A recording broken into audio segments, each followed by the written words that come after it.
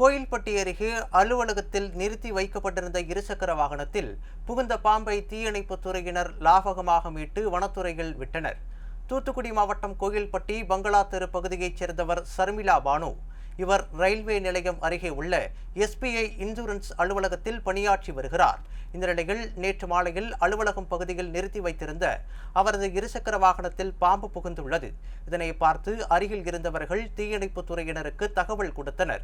இதனையடுத்து தீயணைப்புத் துறையினர் விரைந்து வந்து இருசக்கர வாகனத்தில் சிக்கிய பாம்பை மீட்டு தீவிர விசாரணை மேற்கொண்டனர். ஆனால் பாம்பு தீயணைப்புத் துறையினருக்கு சிக்காமல் இருசக்கர வாகனத்தின் உள்பகுதியில் அங்கும் இங்குமாக சென்று போக்கு காட்டியது. தொடர்ந்து முயன்ற தீயணைப்புத் துறையினர் இட்டடித்து பெட்ரோல் ஊற்றி பார்த்தனர். இதற்கும் அஞ்சாத பாம்பு வாகனத்துக்குள்ளேயே சுற்றி சுற்றி போக்கு காட்டியது.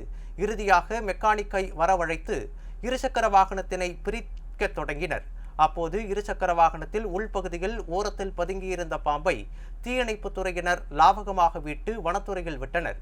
இருசக்கர வாகனத்தில் புகுந்த பாம்பை நீண்ட நேரமாக தீயணைப்புத் துறையினரிடம் சிக்காமல் போக்கு காட்டிய சம்பவம் அப்பகுதியில் பெரும் பரபரப்பை ஏற்படுத்தியுள்ளது.